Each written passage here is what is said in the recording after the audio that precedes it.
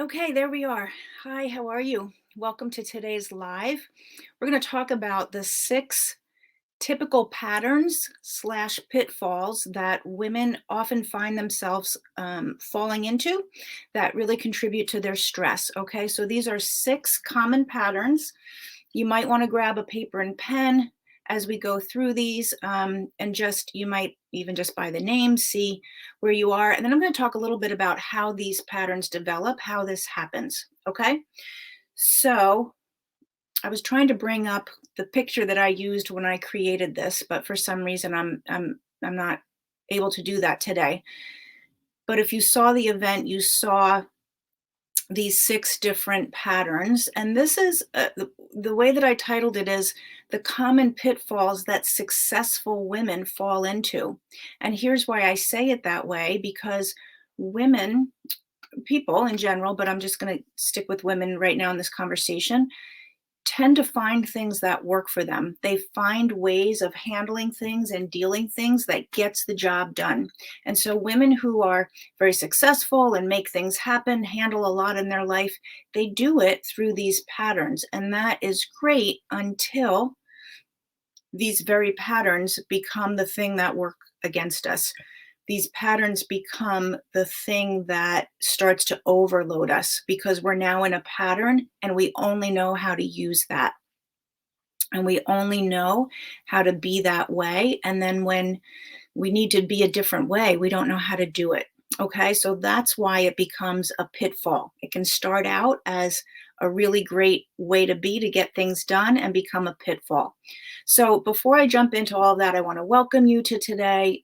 If you're listening in, please let me know. You can say hello or you can ask questions as we go. This is posting in multiple places. I don't always see the comments until after I'm done.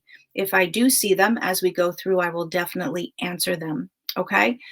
And if you're just hopping on and you don't know who I am, my name is Linda Downey. I'm a functional health practitioner and a transformational coach. So I work primarily in the area of stress right now because I feel like stress is the number one cause for why women break down, feel overwhelmed, and their health gets away from them, along with a lot of other things in their life. Okay. So let's dive into these six patterns. The first one I called the perfectionist, and I'm going to just describe a little bit about each of these so you can see where you are. You might see that you're more than one. And then we're going to talk about how that happens, as I said already. So, the perfectionist is a person who is so stuck on making sure that they show up perfectly or or any project or anything that they're doing, anything that they've got their hands on has to be perfect. And so, why this becomes a problem, I mean, initially it might sound great if you were that kid in fourth grade who, was in the group project and you made sure the project was perfect when it got handed into the teacher. All the other kids were like, cool, she's got it handled. But there's a couple of ways that this holds us back. The first way is there's really no such thing as perfection or our ability as human beings to be perfect and create perfect results all the time. So if you're needing that to happen, just in and of itself, you're going to feel stressed because perfection is really not attainable. Really great is attainable, stellar, outstanding, all of that is attainable, but perfection, just by definition, is not attainable. So if you're a perfectionist, you're going to have stress right off the bat because you're never going to really see the results the way you want to see them. That's the first thing. The second thing with this particular pattern is that it's going to stop you from moving forward because you're always, no, I just got to do this a little bit more. Oh, I just got to answer that one more time. Oh, did I make myself clear? Let me go back and send another email. Like you're always going back and double checking, rethinking, overthinking in order to get it to be perfect. So there's a whole bunch of energy being expended there in order to do that. So that is again a way that your stress is going to be expanding when you're stuck in this perfectionist pattern. Okay, so the two things that really quickly come to mind are the fact that you're never going to really attain the goal that you have, which is to be perfect, whether it's about yourself, your body, your house, your family, your kids, your job. Like striving to be perfect is never really going to happen. So there's going to be a lot of emotional stress around feeling like you don't meet that goal. And the second thing is the energy that you're going to expend in constantly going back and double checking, putting in, oh, just one more time. Oh, let me look at this again.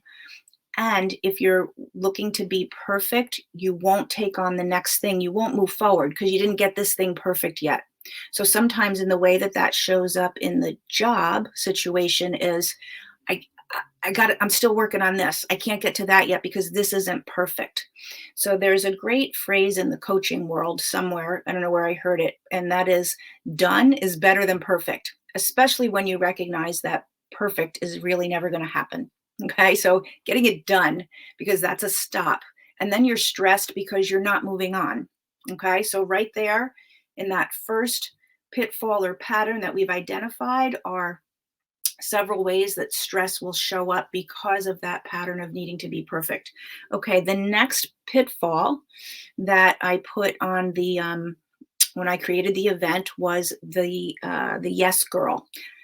So the yes girl is the person or the woman who feels like she needs to say yes all the time.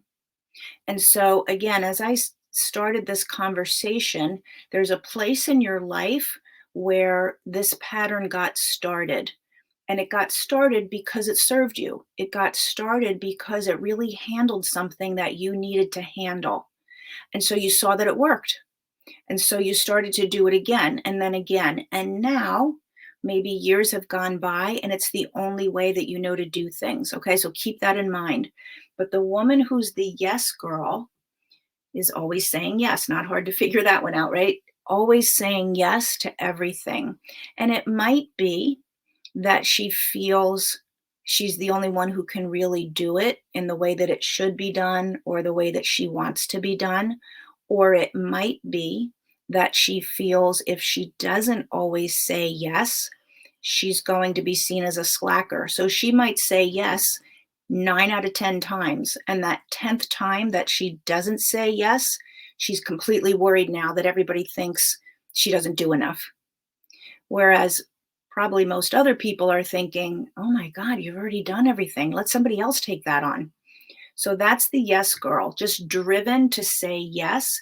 And oftentimes this is showing up, at home. She may be telling her family, I know. I'm not going to say, I'm not going to take on one more thing. I know I'm already never here or I'm already overcommitted. And I promise I'm not going to do that anymore.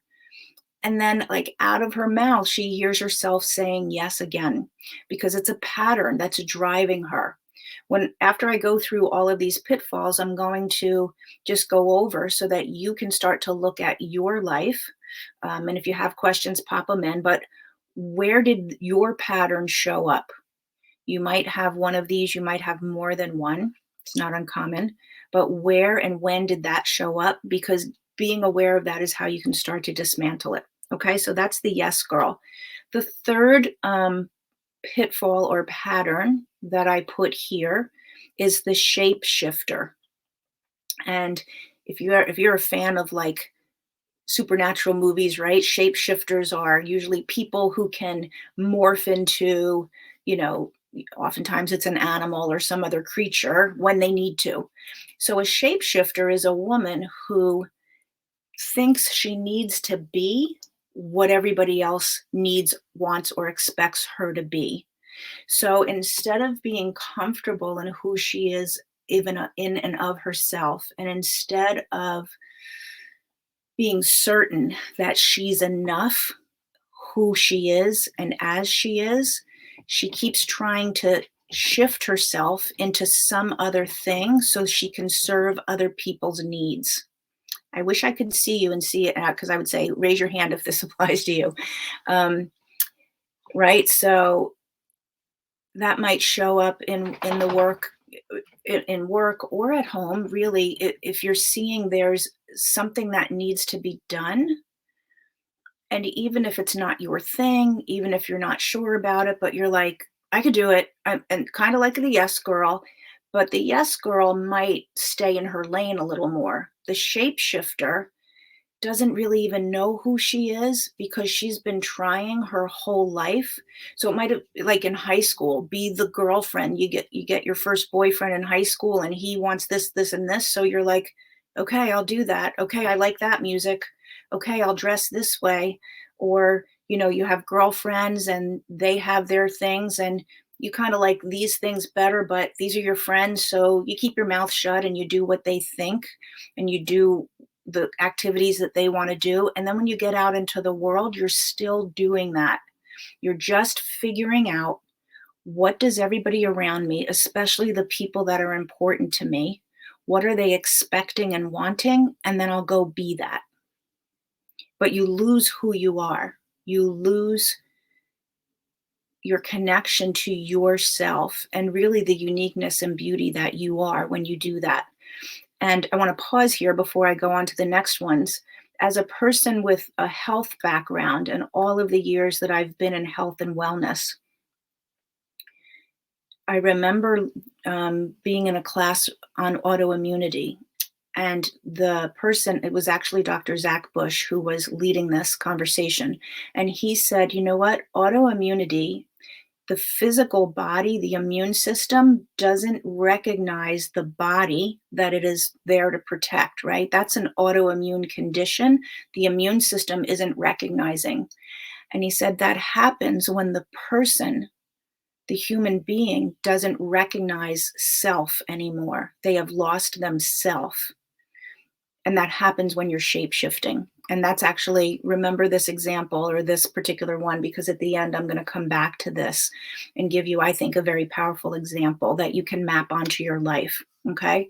So that's shape shifting. The next one is being the head of the class. And that's the person who needs to sit in the front row all through school. They were in the front row. They were always raising their hand.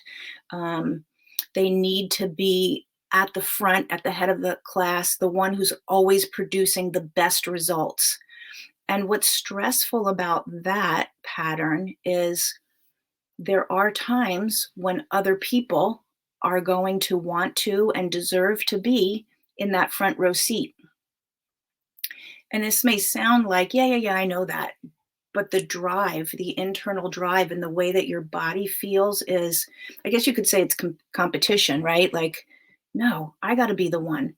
But it's not only about competition, it's also about defining yourself and having the significance of being in that front row head of the class in order to know yourself. And if you have to be in the second row, that's not okay. Not because you don't want other people to succeed, but because for you, the second row is not how you identify yourself to be. All right. So the head of the class person is very driven to maintain that front row center seat for themselves. Again, it may or may not have anything to do with competition with other people.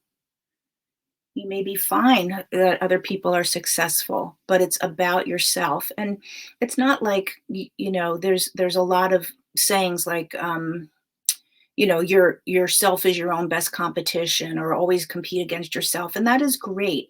But it's when you cannot be anything other than that, your stress is accelerated. So the stress shows up when you're not in the front row, because now you make it mean something. You're not good enough. You weren't capable. You fell short.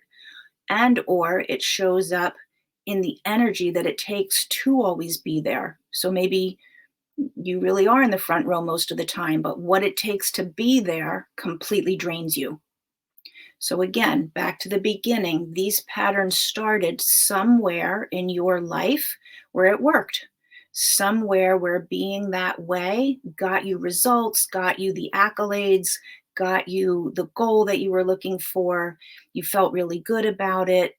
or it's just even what you had to do. Let's just say it's not about goals and accolades, but it's about surviving in an alcoholic household, or it's surviving an abusive relationship. And so you figure out shape shifting, that person is abusive. You keep being who you think they want you to be so that they don't hurt you. So it may or may not have developed, from a good place or a not so good place, but it developed is the bottom line. It became a pattern that you learned. Okay, the next one is the pack horse. And that is the person. Think of like if you've ever gone hiking in the Grand Canyon, and usually there's like a group of people, and people are hiking up and they have these pack horses so that everybody can throw their packs on the pack horse. And this way, the people can have an easier time going up. So the horse will do all of the heavy workload, the heavy lifting, so that the people can just get themselves up the trail, right? That's the pack horse. So the person in life who identifies with this pattern is someone who takes on other people's burdens, other people's responsibilities in order to make it easier for them, but they keep getting more and more burdened. Okay. So it might be out of love. It might be for the people in your family. Like, I'll do it. If it is coming from making other people's experiences easier, it's probably coming from love. It could also be coming from an incorrect belief that you have to be the one to do it all and just let everybody else go because they're not going to do it right, which would tie into the perfectionist. Remember at the beginning, I said you may find more than one relates, right? So if you are a perfectionist or you're feeling the need to control everything, and when we feel the need to control all the time the outcomes, that's a very fear based programming. I don't trust that it's going to turn out the way I think it should or want it to. So I'm going to control it. I'm going to be the one to do it. And some of that might be showing up in a pattern as a pack horse, right? So it could be out of love, making it easier for everybody else, even though I'm exhausted and can't even believe I'm taking on one more thing. Or it might be out of a control and a perfectionist. Either way, very stressful way to be because we're not meant to be pack horses. We're meant to be a part of and show up with our unique abilities and our wonderful gifts, but not have to do it all for everyone. And actually, that takes away the opportunity for other people to showcase their unique gifts, right? Okay, the last one is the good girl. And the good girl has some remnants of the yes girl, but it's a little bit different because the good girl keeps her mouth shut. The good girl doesn't want to ruffle any feathers. This might have come growing up in a household where children are seen and not heard. You need to be quiet. Your father's home from a hard day at work and he doesn't want to hear you guys. You need to be quiet, right? So just like shutting down, not expressing yourself, being the good girl. It can also come in different ways that religion is taught, right? That you have to be the good girl and you don't question or you don't speak up and say what your needs are. So, however, you got that message, maybe from more than one place, you've now learned how to shut down what you need and just be the good girl and take it and just be the good girl and do what needs to be done. Don't ruffle any feathers. Don't ask any questions. Don't say anything that would contradict what the powers that be are saying. Okay, so these are not necessarily the only patterns that people might have, but these are the really common ones. These are the ones that start off. So, as I said, it could be something that really worked for you. It really got you through a situation. The good girl, when you were a kid, if you had a household that had a lot of yelling going on, it saved you. You learned how to just be quiet because there was already enough stress in the house. So you just be quiet. And that saved you so that there wasn't more stress and more yelling or yelling directed at you. Okay, but now for 15 years of your childhood, you learned that. Then when you go out into the world, you're still doing that, right? So that's where it crosses the line from something that works for you to something that's actually working against you and keeping you in a stressed and stuck place. Okay, so now I try not to go over a half hour, but we've got a little time. Now that we've defined each of these, hopefully if you're feeling like any one of them apply to you, you've identified it. And what I want to do, this is not like a forum where, let's say it was a Zoom call and we can have a conversation back and forth. We can do some texting, but that's a little more awkward. So instead of actually asking somebody to share with me, although if you have questions about it later, I'll reach out to you if you reach out to me. But I want to just walk you through the sort of the dismantling process for you to see, and then also give you an example. So, if you've identified that one of those is yours, here's what I want you to start to do is just take a moment and think, where in my life did I first start doing that? Where did I first start to shapeshift to be the thing that everybody else wants? Where did I start saying yes to everything because I thought that was the way people were going to like me? Where did I learn that being perfect was what was going to get me further in life? And if you're not sure, usually most people can see an answer to that question fairly quickly. If you are not sure, here's another way to go at it, a little bit of a different perspective. When you think about doing that right now in your life, yes, I want to stop saying yes to everything, but I don't know how. It just happened yesterday. I took on something else that I didn't want to take on, but I did it. When you think of that, where do you feel it in your body? So, do you feel like a heaviness, like you feel burdened, or do you feel your stomach tighten up, or do you get a headache, right? Where do you feel that in your body? And then you can think back to a time in your life when you had a very similar feeling in your body or an emotion. So if you can't think of a memory, you can go at it from that angle. But I think most people, when you ask them, when did that first show up? They pretty much come up with something. Okay. So what happens is something happens. You're in your kitchen and your parents are fighting, and you just know from your mom's face, she needs you to be quiet because your dad is upset and she doesn't want to add fuel to the fire. I'm making it up, right? Or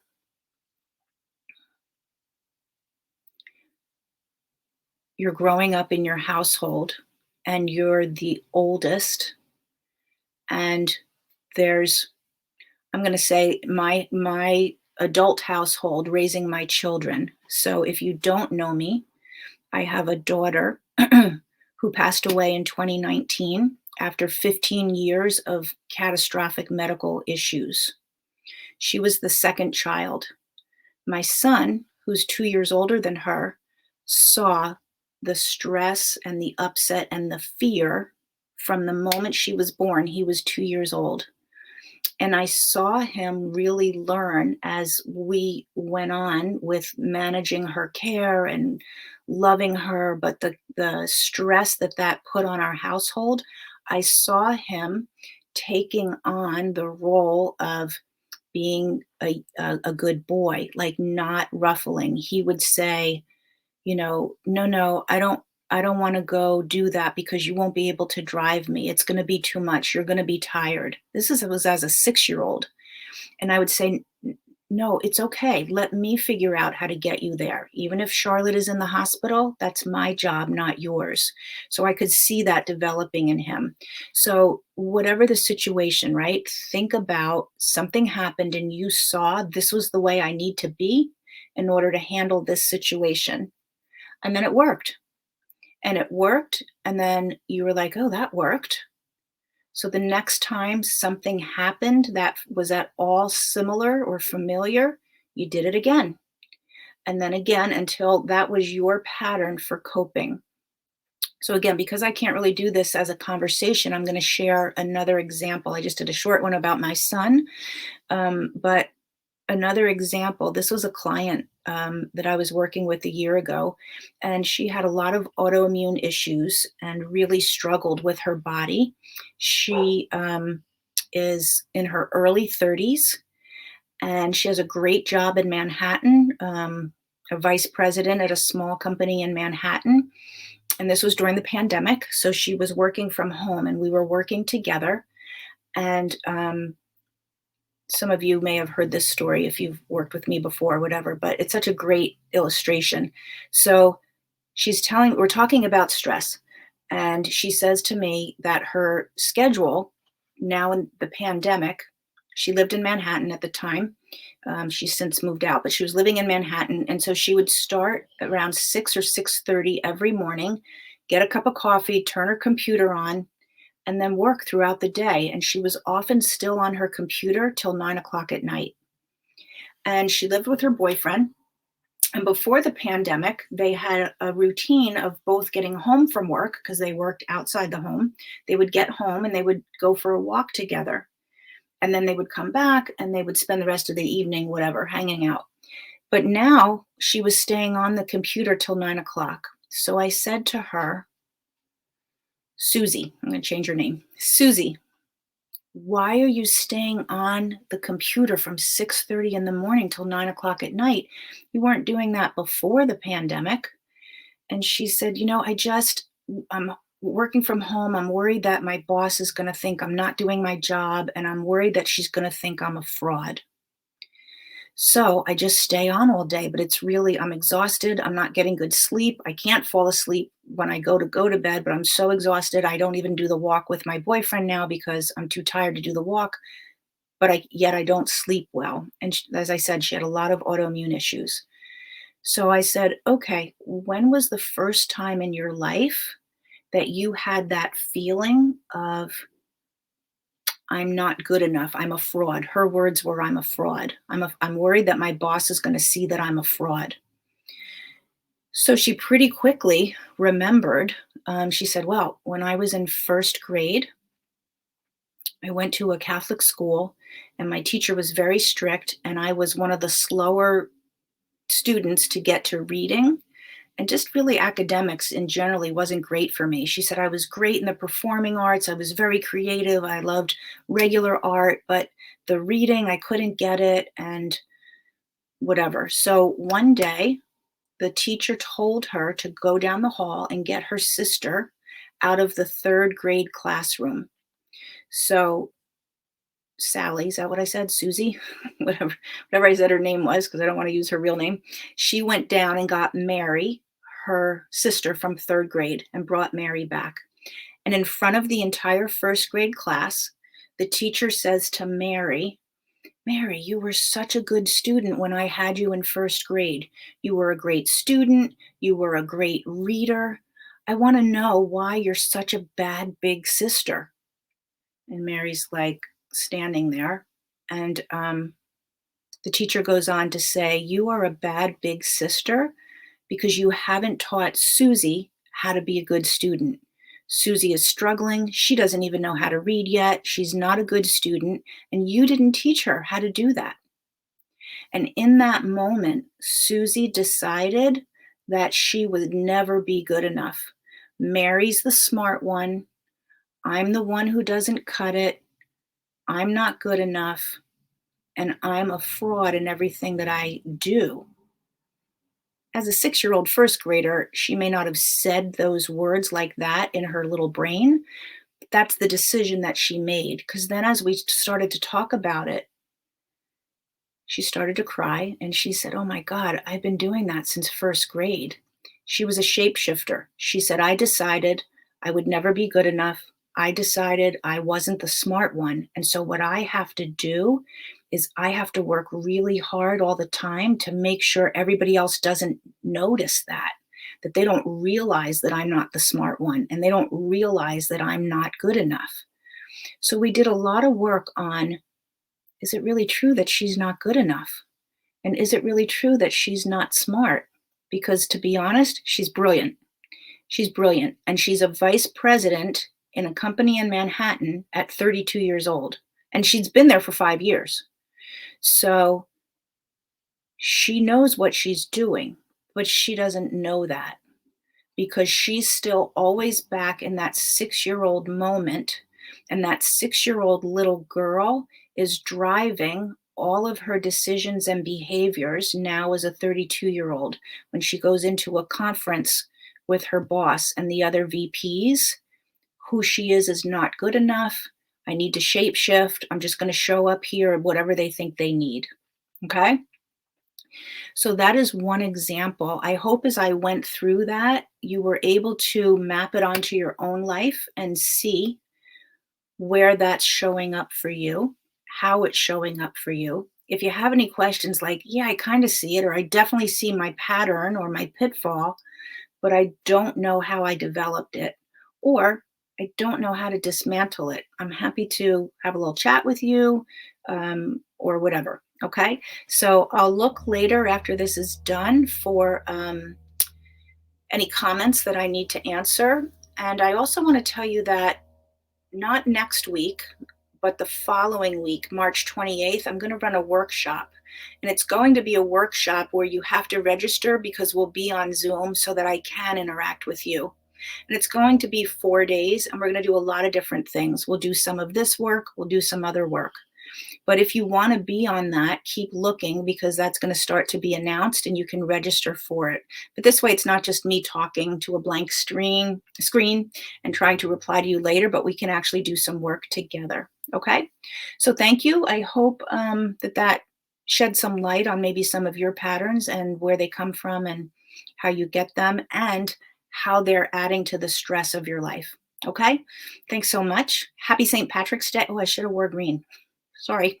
Happy St. Patrick's Day. Enjoy the rest of your day, and I will see you soon. Bye.